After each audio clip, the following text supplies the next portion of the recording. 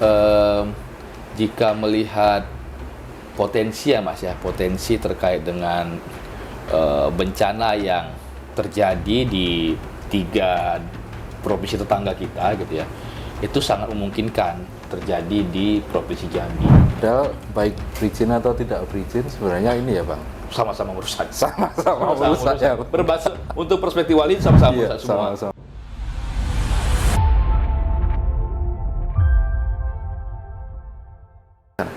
Halo Tribuners, jumpa lagi dengan saya Duanta Sudrajat dalam program Saksi Kata Tribun Jambi. Hari ini kita menghadirkan narasumber yang menarik dengan pokok bahasan yang menarik, sangat menarik juga dan kontekstual dan penting yang jelas.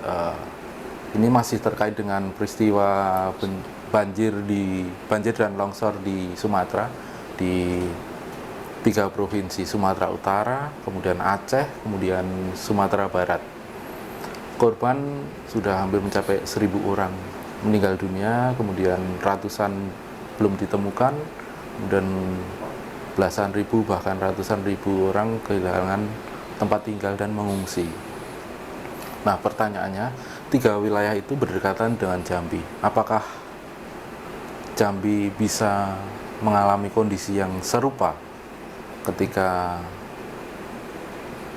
alam tidak bersahabat, dan mengapa alam tidak bersahabat dengan manusia?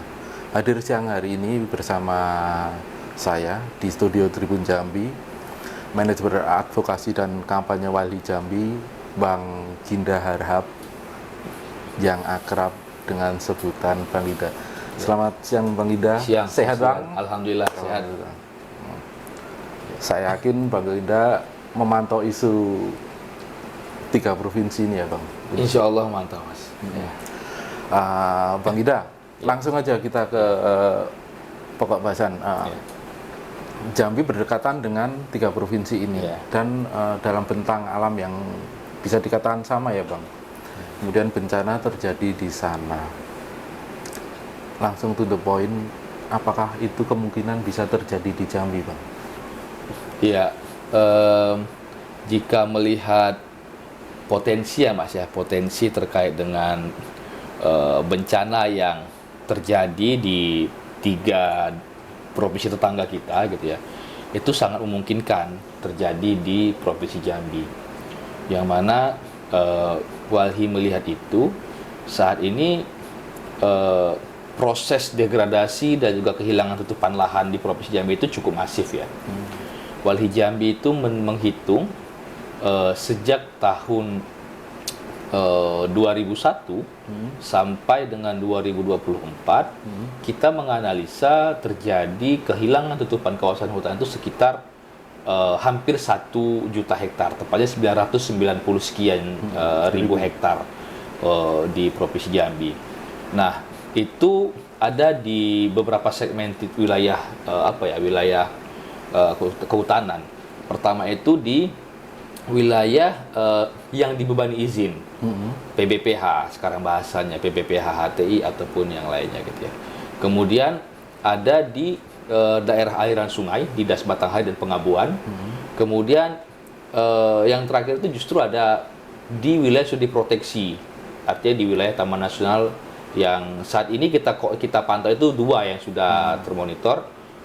Taman Nasional Kerinci Sebelah dan juga Taman Nasional Bukit 30. Nah, dari ketiga kategori wilayah kehutanan ini itu sudah cukup masif kami lihat kerusakan dan juga laju tutupan hutan di Provinsi Jambi, Mas.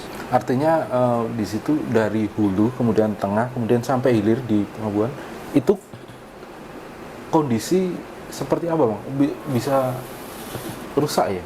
Sudah rusak atau seperti apa? Ya, kalau kita melihat memang proses bencana ini ya, bencana banjir atau tanah longsor ini juga, itu kalau kami menilai dari Walhi, itu proses ekstraksi di hulunya.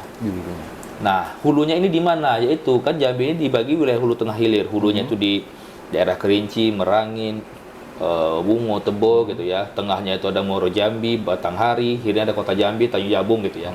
Nah, kita melihat proses kerusakan lingkungan itu di hulu itu yang akan berdampak ke hilir gitu ya.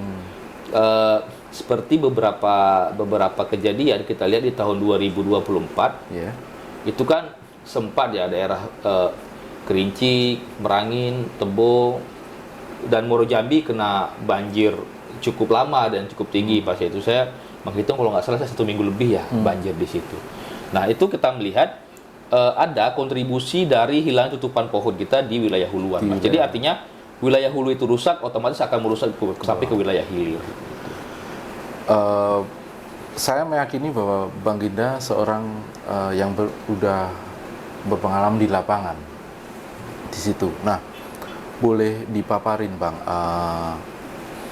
dari kerusakan 990.000 dari 2001 berarti ada sekitar hampir 25 tahun ya. 25 tahun. Ya. 25 tahun dengan total pengurangan tutupan hutan 990 ribuan.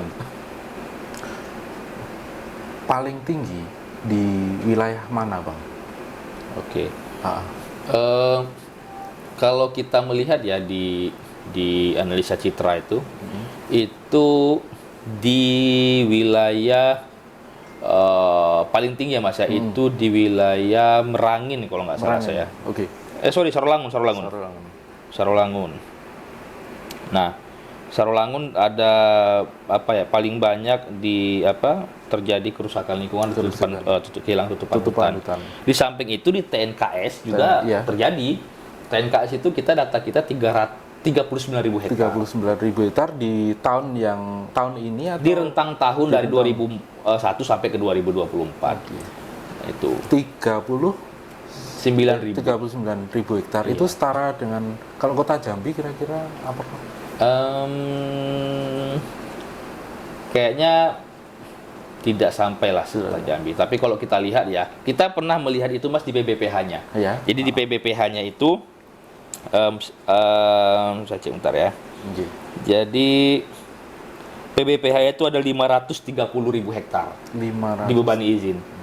Jadi hutan dibebani izin itu ada 530.000 hektar, yang mana itu lebih besar dari luas wilayah Kabupaten Muara Jambi.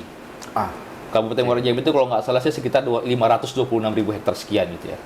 Artinya laju deforestasi yang diakibatkan perizinan PBPH ini itu jauh lebih besar daripada luas Kabupaten Muara Jambi secara keseluruhan. Jadi kalau boleh disetarakan, itu hilang lah, itu satu kabupaten itu hilang. Iya, gitu ya, digantikan dengan tanaman-tanaman industri. Karena kan perspektif kita begini Mas, kenapa kita masukkan PBPH itu sebagai kehilangan tutupan lahan?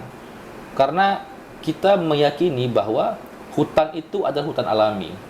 Jadi hutan alami itu tidak bisa digantikan dengan satu komoditi wilayah yang tanamannya monokultur. Jadi kalau perspektif Walhi, hutan itulah hutan alami yang ditumbuhi berbagai macam flora dan fauna yang secara ekosistem semua itu berkesinambungan dan juga saling melengkapi di dalam satu wilayah tersebut. Ketika homogen kondisinya bakal berbeda. Pasti akan berbeda. Akan banyak hidup satwa, akan banyak hidup tumbuhan-tumbuhan lain di situ. Tidak dimonopoli proses hidrologinya begitu. Kalau penambangan, apakah seberapa kuat dampak merusaknya untuk Jambi? Pertambangan ya. Iya. Ya, kalau kita lihat itu ya pertambangan itu kita ada datanya juga Mas. Oke.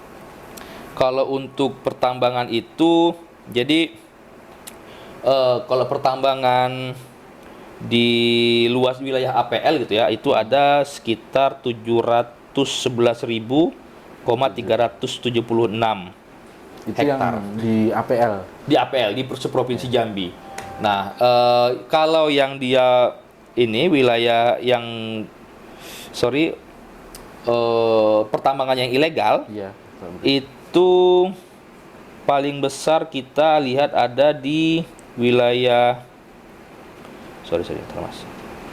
di wilayah Sarolangun Mas. Sarolangun ada sekitar 14.000 hektar. Nah, itu yang 14.900 hektar itu di wilayah Sarolangun. Padahal baik berizin atau tidak berizin sebenarnya ini ya Bang, sama-sama merusak. Sama-sama merusak ya. Untuk perspektif Wali sama-sama Iya, merusak semua. sama-sama merusak. Karena saya melihat sendiri Mas, di Kabupaten Tebo ya kalau nggak salah itu pada saat itu ya saya melihat itu ada bekas eks tambang yang belum direklamasi, yang sekarang mungkin kita melihatnya itu dengan danau hijau, bahasa-bahasa zaman sekarang ya, zaman hijau. Nah, saya melihat itu pada saat itu masih hanya dalam satu spot biasa. Setelah 3 bulan saya ke situ, kembali lagi melintasi itu 3 atau 6 bulan gitu ya, dan jangka waktu segitu, ternyata ada perubahan bentang alam di situ Mas. Yang awalnya dia hanya satu genangan, kemarin itu saya lihat sudah melebar genangannya itu, sehingga dia yang harusnya luas diameter sekitar katakanlah 2 hektar misalnya ya, jadi diameter bertambah jadi 4 hektar, 3 hektar begitu. Artinya kerusakan bentang alam itu terjadi di situ. Itu yang pertama kalau untuk di sektor pertambangan yang legal. Nah, kalau yang ilegalnya mungkin kita sudah banyak melihat. Pertambangan emas tanpa izin gitu ya, galian-galian ilegal. Itu saya melihat dengan mata saya sendiri. Iya, karena ke lapangan itu, iya, bagaimana tebing itu dikikis. Tebing itu dikikis, kemudian juga tanah-tanah perbukitan itu digali dengan ekskavator, yang mana pohon-pohon yang seharusnya menjadi satu komoditas yang bisa menjaga air supaya tidak turun ke bawah, menjadi penahan air, justru malah dirusak dan ditumbangkan untuk kepentingan ekonomi semata. Itu saya melihat secara langsung itu, Mas. Bagaimana perasaan Bang Ginda ketika turun di lapangan melihat daerah yang berapa bulan lalu masih hijau, kemudian Bang Ginda ke sana menemukan udah dibabat semua, udah coklat semua, jadi tanah terbalik-balik. Perasaan Bang Ginda seperti apa? Yang pasti saya secara pribadi melihatnya sedih ya Mas ya.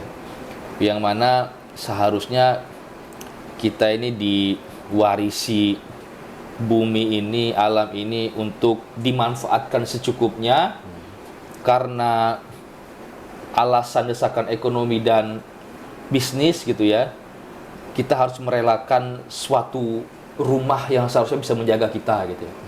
Yang harusnya alam itu menjadi tempat kita untuk hidup, tempat kita nyaman, justru ketika itu dirusak, malah dia menjadi bumerang dan juga menjadi ancaman untuk warga-warga yang berada di sekitar situ gitu. Itu saya mengalami di beberapa tempat seperti itu Mas. Jadi memang Walhi itu selalu bicara, kita ini semua memiliki masalah yang bersama Mas. Tapi kita semua, satu bumi ini 7,8 miliar manusia kurang lebih ini, itu akan bertemu dalam satu titik permasalahan bersama, yaitu permasalahan rusaknya lingkungan dan hilangnya ruang hidup. Itu Mas kalau Walhi melihat. Bang Ginda, Walhi tentu melakukan kajian-kajian bahwa kondisi Jambi semakin menyusut ya, terutama tutupan hutan, dan ke depan mungkin tidak memungkiri bencana yang terjadi, banjir dan longsor yang terjadi di Sumut, Aceh dan Sumatera Barat bisa jadi terjadi di Jambi. Pernah ada kajian-kajian bahwa tutupan hutan di Jambi hanya dapat menopang kehidupan di Jambi mungkin 10 tahun lagi, 20 tahun lagi, kemudian terjadi bencana. Pernah ada kajian seperti itu nggak Bang? Kita secara spesifik belum ada ya untuk mengkaji jangka panjang 10 tahun ke depan atau 20 tahun ke depan. Yang pasti kita melihat saat ini dengan laju deforestasi yang sangat masif dari 2001 ke 2024 ini, dan kita belum rilis data 2025 ya Mas, mungkin akan bertambah juga. Kalau kami melihat itu, ini akan semakin mempercepat kerusakan lingkungan dan semakin mempercepat degradasi hutan dan akan berdampak buruk kepada kehidupan warga serta akan terjadi bencana ekologis gitu. Karena kita meyakini bahwa ketika rimba terakhir itu diganggu, rimba terakhir tidak ada lagi sebagai benteng, maka itu akan mempercepat bencana ekologis yang terjadi di masyarakat. Analisis Walhi, kalau boleh dalam persentase, Bang, dari 2001 sampai dengan 2025, Iya. Penurunan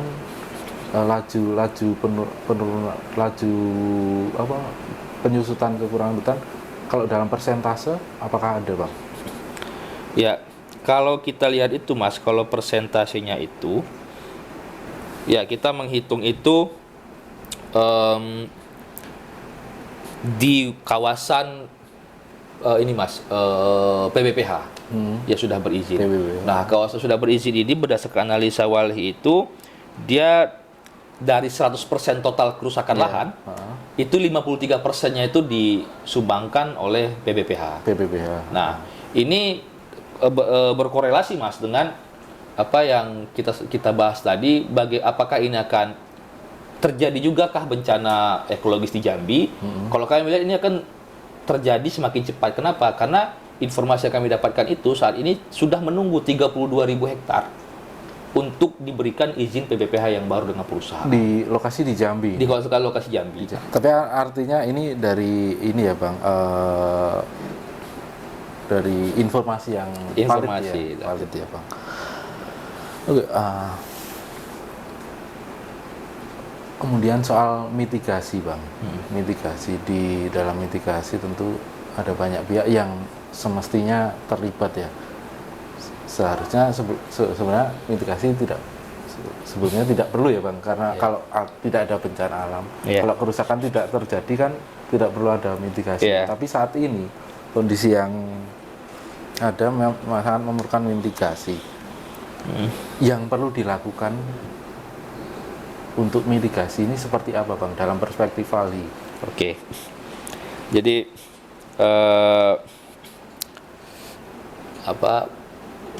Walhi saat ini memang bicaranya itu sebenarnya tagline-nya adalah pulihkan, Mas. Pulihkan. Iya. Sorry, sebentar saya potong. Pulihkan berarti sudah rusak, kemudian dipulihkan. Iya. Kita bicara pulihkan saat ini ya. Di samping itu mitigasi itu penting, jadi langkah penting. Ya langkah mitigasinya ya bisa kita dengan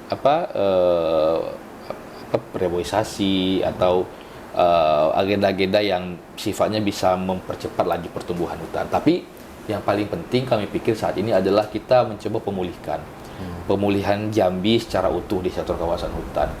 Yang pertama itu rekomendasi Walhi adalah kita perlu memoratorium perizinan kehutanan, sawit dan tambang yang ada di Provinsi Jambi ini. Nah, kita perlu melihat rencana tata ruang wilayah dan juga proses perizinan lingkungan itu berbasiskan dengan potensi risiko bencana. Itu menjadi penting kami lihat. Nah, pertama itu Mas, untuk pemulihannya itu pertama kita evaluasi dan stop dulu perizinan PBPH atau korporasi di Provinsi Jambi. Kemudian yang kedua, perlu ada penindakan tegas terkait dengan